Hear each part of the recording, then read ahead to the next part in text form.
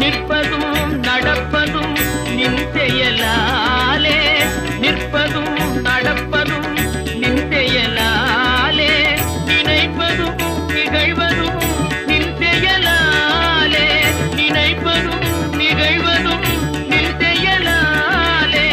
கற்பதெல்லாம் உந்தன் கனிமொழியாலே,